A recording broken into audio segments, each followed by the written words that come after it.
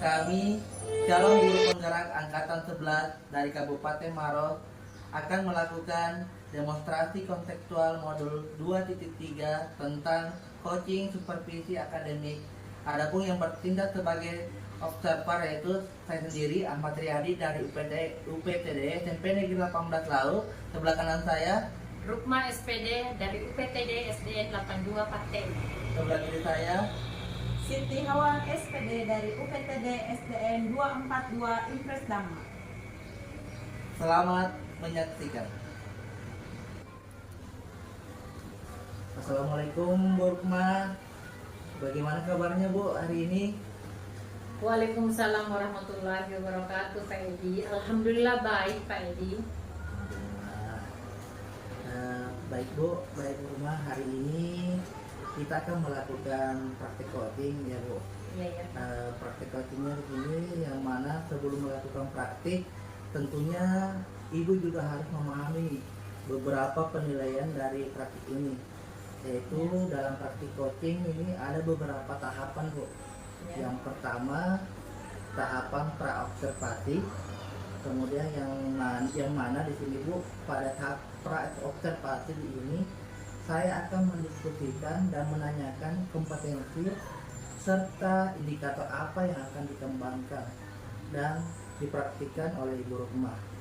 Kemudian yang kedua Bu, di sini ada pelaksanaan observasi, yang mana saya akan mengamati kegiatan yang dilakukan Ibu. Dan yang terakhir Bu, ada pasca observasi, yang mana nanti Ibu merefleksikan apa yang sudah dikembangkan pada proses coaching serta kompetensi apa nih yang akan Ibu kembangkan kembali pada coaching selanjutnya. Begitu. Baik Bu, baik Bu Rukma, sudah siap? Insya Allah siap Pak Edi.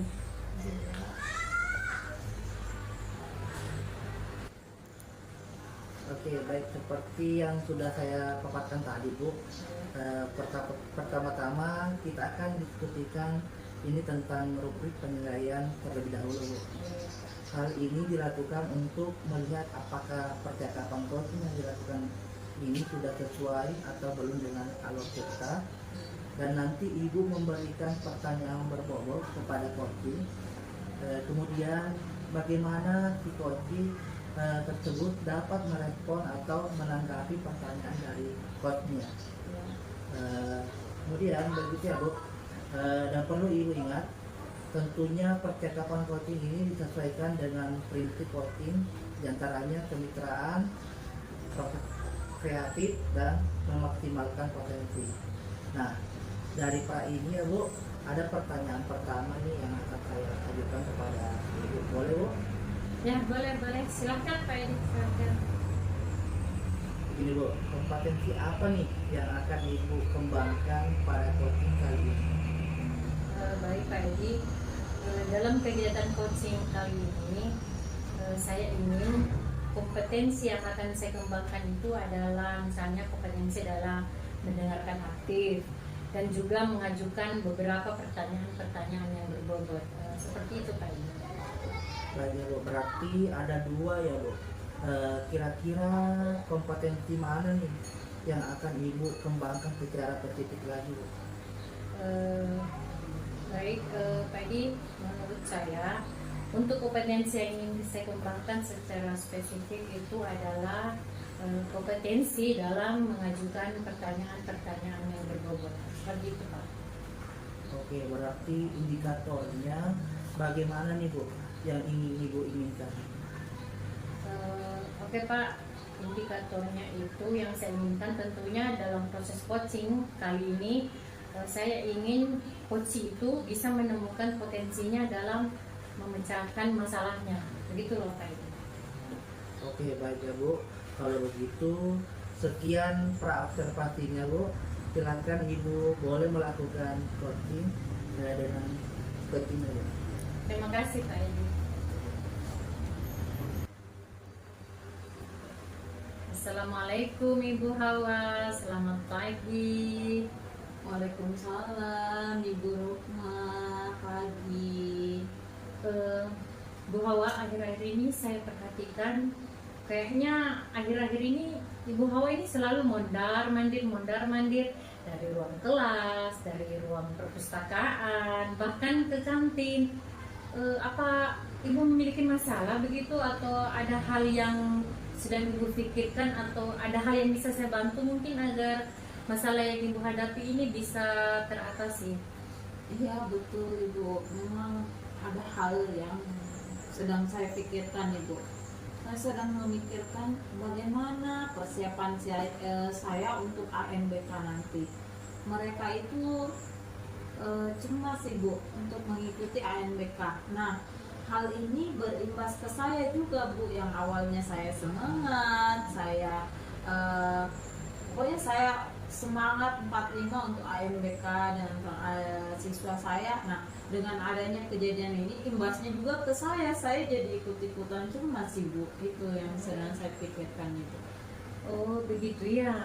Oh berarti hal yang mencemaskan ini akhir-akhir ini saya lihat Ibu sampai uring-uringan ini ternyata tentang ANBK ya. Iya Bu. Nah terkait dengan apa yang sedang Ibu pikirkan, apakah Ibu bisa meluangkan waktu untuk bincang-bincang sebentar? Iya Ibu, bisa, sangat-sangat bisa Ibu. Luar biasa. Terima kasih karena Ibu Hawa sudah ingin meluangkan waktu hari ini. Nah untuk sesi coaching hari ini, kira-kira menurut Ibu Hawa apa begitu yang akan dibahas? Nah, saya ingin sekali dalam sesi coaching kita kali ini Bu, saya ingin sekali membahas tentang persiapan ANBK kelas 5. Siswa-siswa saya itu terlihat cemas Ibu dan kesulitan dalam beberapa tipe soal itu, terutama soal literasi. Nah, soal literasi kan dalam ANBK itu biasanya dia lebih kompleks Ibu. Oh, iya. Oke, baik Bu Hawa. Nah, seperti apa tujuan sebenarnya, tujuan spesifik yang ingin Ibu capai terkait persiapan ANBK ini? Nah, tujuan spesifik yang ingin saya capai dalam persiapan ANBK ini yaitu saya ingin siswa-siswa saya itu bisa lebih percaya diri Ibu dalam menghadapi ANBK itu sendiri, memahami berbagai tipe soal dan mendapatkan hasil yang memuaskan. Wah, luar biasa tujuannya ya Bu Hawa. Memang betul ya, ANBK itu memang ada beberapa tipe-tipe soal yang mesti diperbaiki dan mesti diselesaikan oleh murid-murid kita. Nah, menurut Ibu Hawa sendiri sebenarnya apa sih sebenarnya menjadi penyebab atau apa yang menjadi permasalahan utama bagi anak-anak kita atau bagi siswa-siswa Ibu sendiri terhadap kesulitan dan cemasnya begitu? Saya pikir itu Bu, ada beberapa faktor sih. Yang pertama itu siswa saya itu kurang familiar dengan bentuk soal ANBK. Nah, faktor kedua itu mungkin dari materi yang diujikan dalam ANBK itu cukup luas dan kompleks dia. Nah, ketiga itu suasana belajar di kelas menjadi terganggu karena mendapati pelaksanaan ANBK. Nah, ada juga beberapa faktor lain itu misalnya dari sekolah lain seakan-akan menakut-nakuti siswa si kelas 5 ini. Nah, mereka ini sangat cemas menghadapi ANBK karena seakan-akan ditakut-takuti oleh siswa lain dari sekolah lain, seperti itu Ibu. Oh begitu ya Bu. Memang betul sih Bu ya, kita lihat bahwa memang soal-soal di ANBK itu terkadang cenderung memang itu anak-anak kadang kaget begitu menghadapi soal-soal yang dihadapi pada soal ANBK itu, karena mungkin kita belum pernah menyajikan soal-soal yang seperti itu terhadap mereka. Ditambah lagi fasilitas di sekolah kita kan biasanya tidak sesuai ya Bu ya. Jadi terkadang kita itu numpang di sekolah lain begitu. Jadi ketika anak kita sudah menghadapi hal yang seperti ini, mereka cenderung kaget. Apalagi sudah ada seperti tadi yang Ibu bilang, mereka ditakut-takuti oleh mungkin temannya yang mungkin sudah lebih berpengalaman begitu, karena memang di sekolah mereka lengkap dengan fasilitas itu. Nah, anak-anak kita itu memang cenderung cemas terhadap apa yang dia pikirkan. Nah, analisis Ibu sangat tepat. Nah, kemungkinan apa yang bisa Ibu lakukan untuk mengatasi masalah-masalah atau problem-problem yang dihadapi oleh anak-anak yang seperti ini, Bu? untuk menghadapi hal seperti itu, saya bisa mencoba beberapa hal. Mungkin yang pertama itu membuat simulasi soal AMBK secara rutin. Nah, yang kedua saya akan memberikan bimbingan khusus kepada siswa yang kesulitan. Nah, yang ketiga itu saya akan menciptakan suasana belajar yang lebih santai dan menyenangkan. Kemudian sembari melakukan yang ketiga itu, saya juga terus memotivasi siswa bahwa AMBK itu tidak semenakutkan itu loh. AMBK itu bukan monster loh yang seperti itu, Ibu. Luar biasa rencana yang Ibu buat.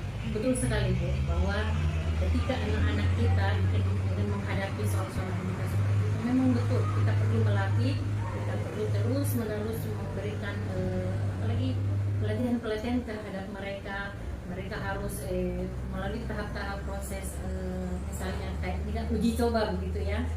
Nah, sekarang bagaimana Ibu akan memastikan bahwa rencana aksi ini akan berjalan dengan baik? Saya akan memastikan bahwa rencana saya ini berjalan dengan baik dengan cara membuat jadwal latihan yang teratur, kemudian melibatkan orang tua dalam membantu siswa belajar di rumah. Seperti yang kita ketahui, Bu, siswa kita itu sendiri hanya beberapa jam saja di sekolah. Nah, terkhususnya itu di kampung saya, Ibu, siswa itu ketika dilepas ke sekolah tidak akan dibantu lagi oleh orang tua. Apa yang terjadi dengan si anak, maka orang tua itu akan menyerahkan langsung ke guru. Nah, mungkin ini yang akan saya libatkan kembali dengan mencoba berbagai cara untuk berkomunikasi dengan orang tuanya untuk membantu siswa belajar di rumah, sekalian dengan bekerja sama dengan guru mata pelajaran lain untuk memberikan materi yang relevan. Artinya mungkin yang saya anggap diri saya belum mampu untuk menyampaikan materi itu secara jelas, mungkin metode saya atau cara penyampaian saya yang kurang tepat, mungkin saya bisa bertanya kepada senior-senior lain yang mumpuni di bidang itu. Sangat bagus, luar biasa apa yang Ibu bicarakan. Memang betul Bu ya, dalam hal ini kolaborasi itu sangat diperlukan. Kolaborasi dengan rekan sejawat, apalagi kolaborasi dengan orang tua. Betul yang apa Ibu katakan tadi, bahwa waktu kita dengan anak-anak itu di sekolah itu hanya beberapa jam, sementara waktunya di rumah itu dengan orang tua memang banyak. Jadi memang sangat diperlukan di sini bantuan dari orang tua untuk membimbing anaknya di rumah. Nah, selain itu Ibu bisa juga memanfaatkan sumber daya online yang banyak ya. Misalnya apalagi? Misalnya memberikan materi-materi ya yang relevan. Nah, kemudian selain itu Ibu bisa juga memanfaatkan sumber daya online yang banyak tersedia untuk persiapan AMBK ya Bu ya. Misalnya kan ada handphone misalnya, di sekolah kan biasanya tersedia ada komputer. Nah, dari rekan-rekan sejawat kan mereka memiliki laptop. Nah, itu kan fasilitas yang bisa kita gunakan untuk membantu anak-anak kita latihan untuk menghadapi tes-tes AMBK ini. Terima kasih banyak Ibu atas sarannya. Saya pasti akan coba terapkan apa yang Ibu sampaikan ini. Ya, betul sekali bahwa kita ini sebagai seorang guru jangan pernah ragu, jangan pernah malu untuk meminta bantuan kepada orang lain, karena secara tidak langsung kita ini memang makhluk sosial yang tidak bisa hidup sendiri, tapi kita selalu membutuhkan bantuan orang lain.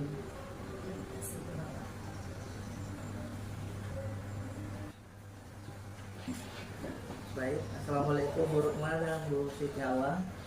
Waalaikumsalam Pak Edi. Nah, barusan Bu Rukma sudah melakukan coaching bersama Bu Sitiawa. Iya, Pak. Nah, mungkin sebelum penutupan Bu, saya akan menanyakan beberapa pertanyaan kepada Ibu, yaitu yang pertama nih Bu, bagaimana perasaan Ibu setelah Ibu melakukan performa tadi? Ya, alhamdulillah ya Pak Edi, luar biasa, sangat baik dengan pertanyaan-pertanyaan saya ajukan pada coach. Alhamdulillah luar biasa Pak Edi. Apa yang membuat Ibu menilai seperti itu? Begini ya Pak Edi, karena tadi itu menurut saya percakapan yang tadi saya lakukan dengan Ibu Hawa itu sudah sesuai dengan indikator yang diharapkan, begitu loh Pak Edi.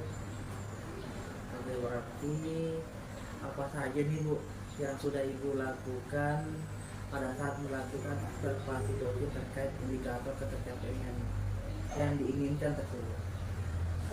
Menurut saya ya Pak Edi ya, dalam proses coaching yang tadi setelah saya lakukan bersama Ibu Hawa itu sudah sesuai dengan alur kita ya Pak, dimana saya juga tadi sudah menanyakan tujuan kepada Ibu Hawa, kemudian mengidentifikasi rencana aksi dan juga tanggung jawab, sehingga alur tersebut bisa menggali Ibu Siti Hawa sebagai coaching.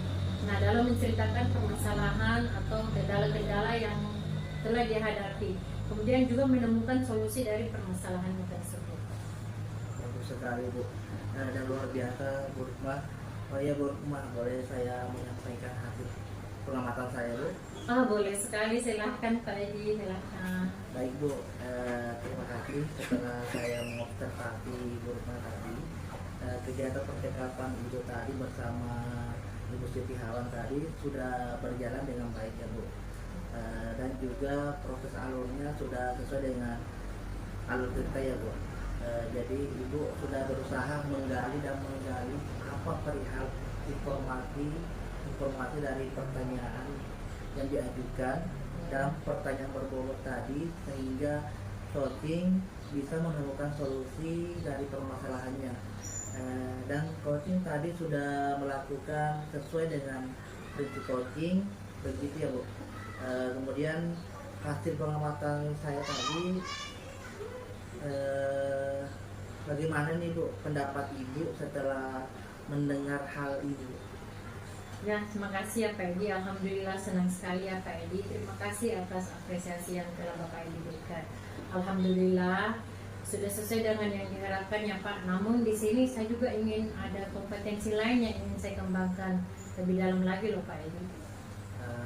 Kira-kira kompetensi apa nih Bu yang ingin Ibu kembangkan berdasarkan hasil dari coaching tadi Ibu? Begini ya Pak Edi, saya ingin lebih memperdalam lagi dalam hal ini mendengarkan aktif loh gitu. Artinya saya harus lebih aktif lagi mendengarkan permasalahan-permasalahan yang dihadapi oleh coaching. Dari diskusi kita ini Bu, apa yang sudah terbayang oleh Ibu? Yang sudah terbayang tentunya Pak, saya akan berlatih kembali untuk memperdalam kompetensi tersebut Pak. Tentunya dalam mengembangkan kompetensi ini pasti perlu bantuan ya Bu ya. Ya, betul, Pak. Kira-kira siapa nih yang akan Ibu minta bantuan untuk mengembangkan hal tersebut? Nah, untuk mengembangkan hal tersebut itu Pak, menurut saya nih Pak ya, saya akan meminta bantuan kepada pihak-pihak terkait yang bisa mendukung saya dalam permasalahan tersebut. Kira-kira waktunya kapan nih Bu? Insya Allah minggu depan kali ya Pak Edi yang saya bisa, insya Allah.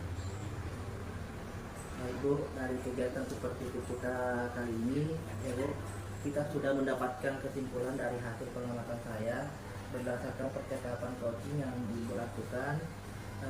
Sudah sesuai dengan alur kita, kemudian menggunakan alur kita dan ingin mengembangkan kompetensi lanjutan dalam meningkatkan keterampilan coaching. Nah itu ya Bu, itu kesimpulannya. Jadi semoga nanti kedepannya kita bisa melakukan coaching dengan lebih baik lagi ya Bu. Insyaallah, amin amin Pak Edi. Oke, semoga kita bisa memberikan manfaat kedepannya Bu kepada kita semua. Dan kita tutup saja ya Bu. Assalamualaikum warahmatullahi wabarakatuh. Waalaikumsalam warahmatullahi wabarakatuh.